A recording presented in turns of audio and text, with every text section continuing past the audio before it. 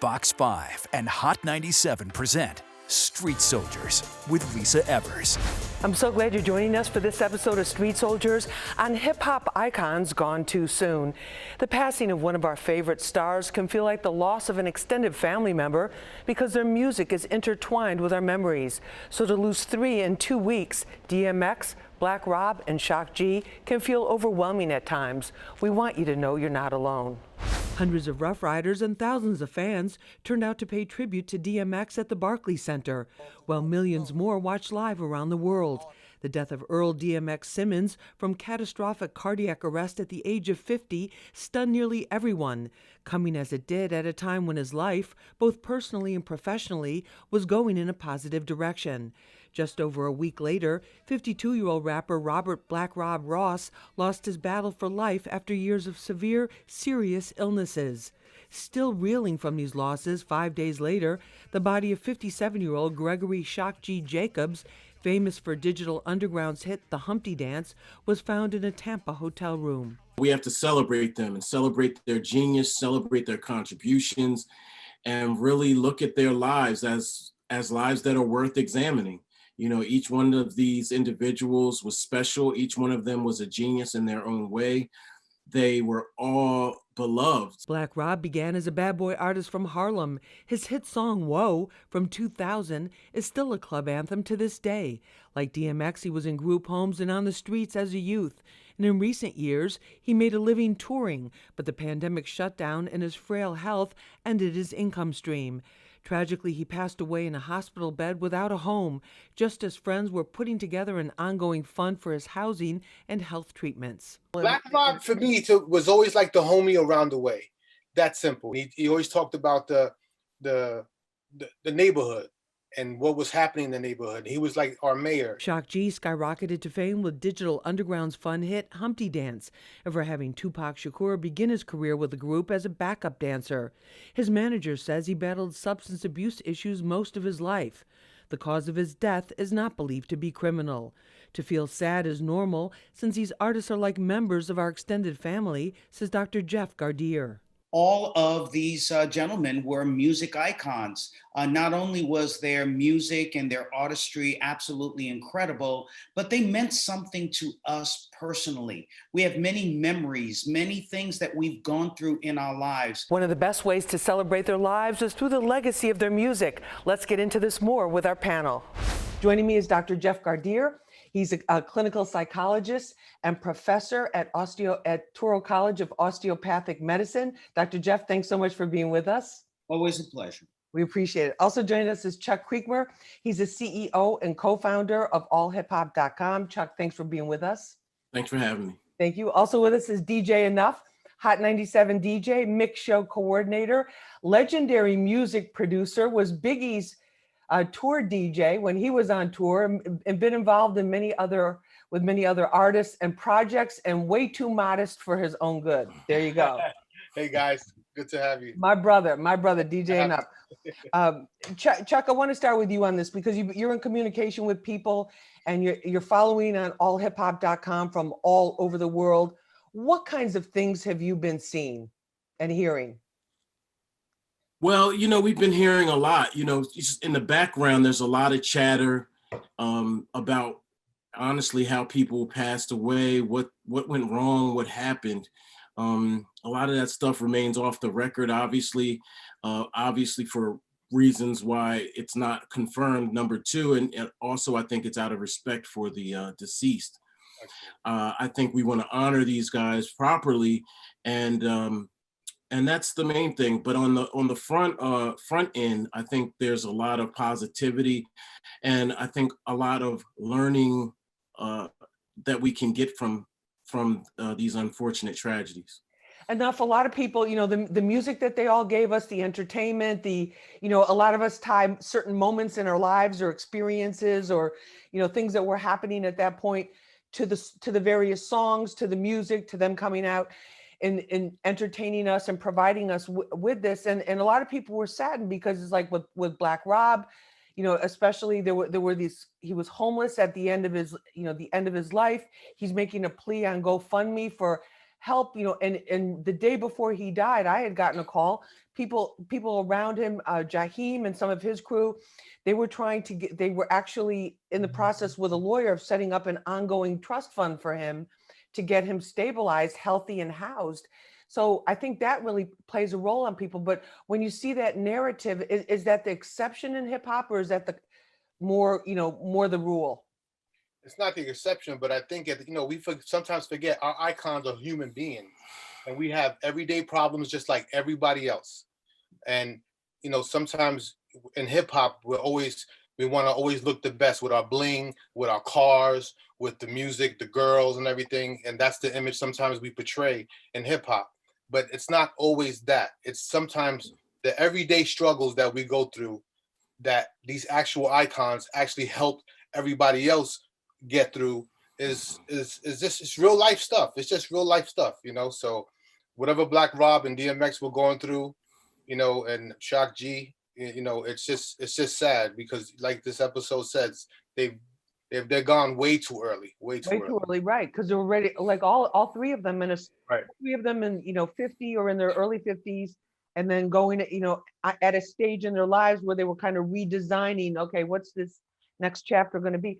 Dr. Jeff, why do we feel so many people were depressed about this? Many people were sad. Why do we take this so personally? Well, these are the people that we've idolized for so long. Their music, in many ways, has defined and has served as bookmarks, if you will, for many of the great memories that we've had about our own lives. And certainly, we've been influenced by these hip hop masters. That's who they really are. We still tend to see in our minds Black Rob as a young man. Shock G, who was a young man when he passed, as a young man. DMX in his prime, with his full strength, roaring the way that he did. And so when we begin to see towards the end of their lives, or when they pass, and then we actually get to see much more information, and we begin to find out more about what has happened to them in the later years, that becomes very sad and very shocking for all of us, because we realize exactly what DJ Enough said, that these are real people with real world problems. Chuck, one of the things too, especially for the artists who had hits from years ago, many of them, were the up and coming generation of hip hop fans got acquainted with them through social media, but they were making a lot of their money through touring and through doing shows around the United States, around the world, all different places. I mean, there's a huge market, it seems, for artists, that in America, okay, well, they're not popping or they're not hot, don't have a hot song on the charts, but they're legends. For the legends, made a lot of money touring.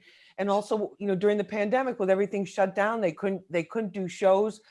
With Black Rob, that was the case. People close to him told me that's how he lived, from doing shows, and that played a role in just their circumstances too. Yeah, absolutely. When you think about what's a living wage look like, or how to get over even just in life, you may not be the most popular artist, but if you're able to get 1,000 here, 1,000 there, 5,000 here, 5,000 there, or even go overseas, like you mentioned, that makes all the difference in the world than being able to get absolutely nothing. And the other side of it is, I think that we're a very proud people, and we're strong, and we want to present that and look powerful on the at face, and behind the scenes. Many of us are struggling, suffering, going through a whole lot. A friend of mine personally, he almost had his foot amputated, and he's still on my text message telling me I'm getting better. And I'm like, dude, I know what's going on. I talked to your brother. So right. We have to humble ourselves a little bit. There was this huge, incredible rush to help Black Rob, but we found out too late. I think if we had known throughout this year or so that he was languishing, we probably could have intervened quicker. No, people would definitely have helped. Enough. What about that? The image factor of hip hop being a barrier to people getting help when they need it. Yeah, I mean, even for myself, I was sick at the top of the year. I had caught a stroke, and it was something that I didn't want to talk to nobody about. I didn't want to make any mentions of it. Me and my wife had to deal with it on our own. I had to get healthy. I had to eat right again. I had to exercise. I had to physically start doing things differently and start making a different path for myself so I could be in a better space for tomorrow. Because I'm Right. like, if I don't take care of myself, I could be dead myself. Right. You know, but that's what we do. We do that, and I don't know why we do that. But when we need help, we don't ask for it. And if we do ask for it, maybe we're asking the wrong people, and that's part of the problem. That's what I meant by everyday problems that we have. I don't care how iconic you are. I don't care how many records you sold, how many tours you've been on. We have regular, everyday people problems. We'll have much more when we come back. Enough in terms of let's talk about DMX first, because in terms of, you know, his funeral was seen around the world, the memorial service was seen around the world. What was it about him that made him so unique to you? I mean, he was the dog. He was the East Coast dog. We got a West Coast dog, but he was our East Coast dog. And for me, it was the first time a guy was like yelling at us and "Rah!" and "Arr!" and what, you know, like all that excitement was just, it was just, his energy was just amazing. And but he also spoke from a religious standpoint, which was for me never heard of. Like I never heard religion Right. and hip hop to the magnitude that he, you know, exploited his rap lyrics to everybody. But that was the exciting part. Chuck, in terms of DMX, it's like the reaction has been unbelievable. The people's sense of loss, and just also just the appreciation for who he was as an artist. Yeah, definitely. You know, he was the quintessential alpha male, but he had that sensitive side too. You know, he had that other side that was so open and honest. And I think honesty is his strongest attribute. You know, you think about the 90s, you know, if you just take the purest sense of DMX, you know, a lot of guys had some of those characteristics, but when you add the spirituality, the honesty, the vulnerability that he showed, in addition to being the hardest dude, then you're kind of cooking with grease at that point, and you realize how special that concoction was. And the other thing that I want to say is that, you know, he never gave up, and that's like something we can all relate to. He never gave up. I'm reading his book again, and his book really chronicles his story in a way that you fully understand all that he was. You know, so his book was published in 2003, but you know, so much has happened since then, but being able to analyze him in detail up until that point really shows why he was special. Dr. Jeff, when you look at him as a human being, as a personality, horrific childhood, tremendous abuse from his own mother, neglect, which they said in a beautiful way at one of the memorial services. She was a teenage mom. He was clearly needed the love. He wasn't getting it. And then all these different group homes, being out in the streets, living in abandoned buildings with stray dogs at times as a teenager. I mean, heartbreaking types of stories. When you look at him, there's a tremendous vulnerability that Chuck mentioned. And then also but just that resiliency of like, I'm not going to give up. I'm going to pick myself back up. How do you look at him just from your standpoint? Well, certainly a person who had tremendous resiliency too, despite the pain that he continued to manifest throughout his whole life. He had a number of children, so that tells me that he loved life and he loved children. And so to me, that's something that's very admirable, of course. But I think that this is the lesson that we need to learn, that when you've had that kind of a childhood that DMX had, and it was traumatic, and he was re-traumatized quite often, that money, fame, all of those big things don't cure those problems.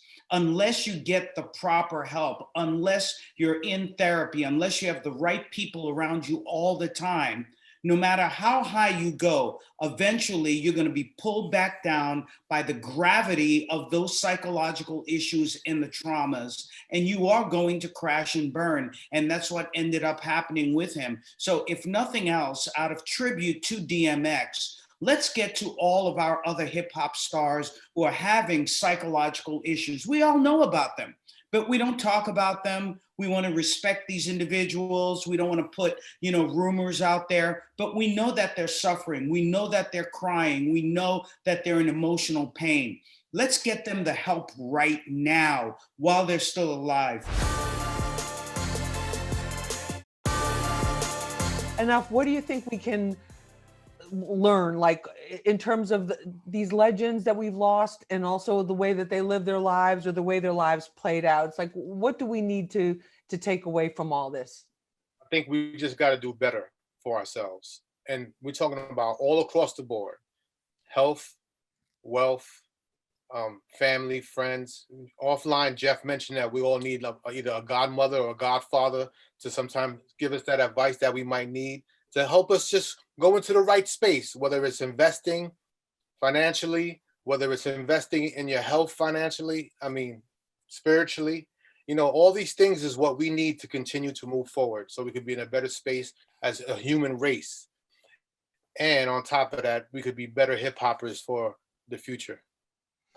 Chuck, in terms of when you look at all three of them, were there certain themes that all, or experiences or characteristics that all three of these men shared? Yeah, definitely.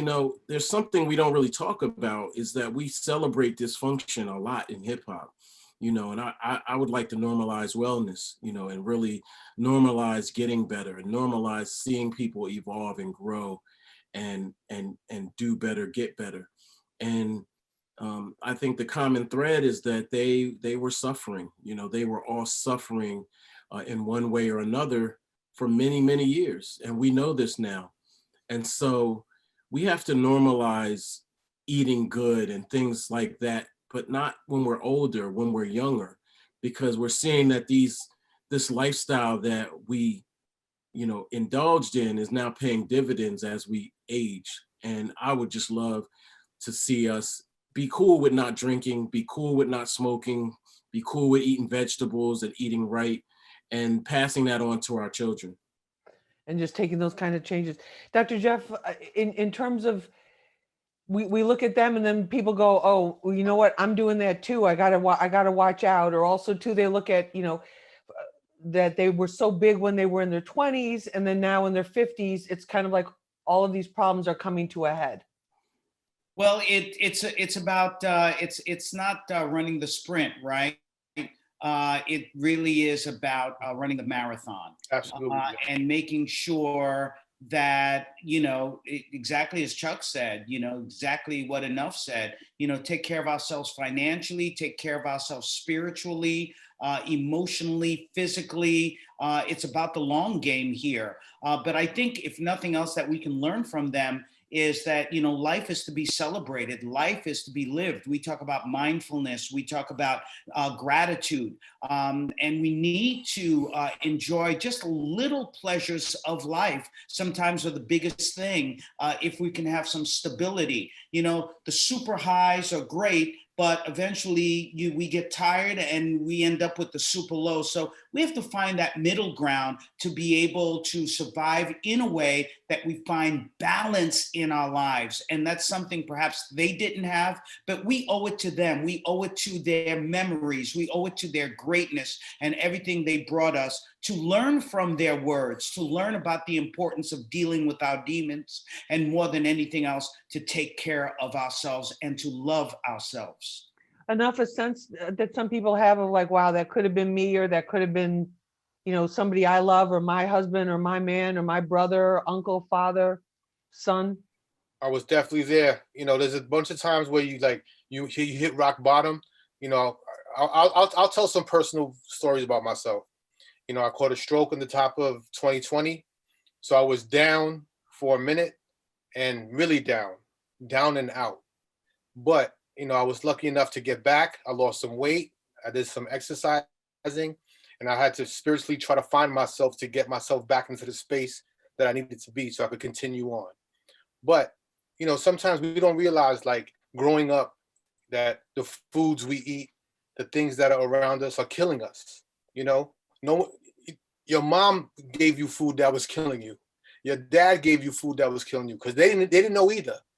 But we need to change that narrative. We need to change that so that we could teach each other, this is the way we should do it. This is the way we got to do it. And this is maybe the way we should celebrate life. Thanks for joining us for this episode of Street Soldiers on Hip Hop Stars Gone Too Soon. You can share this episode and watch it again on our Fox 5 NY YouTube page. I'm Lisa Evers. Remember, use your mind. It's your best weapon. Let's push for peace, love, and justice for all.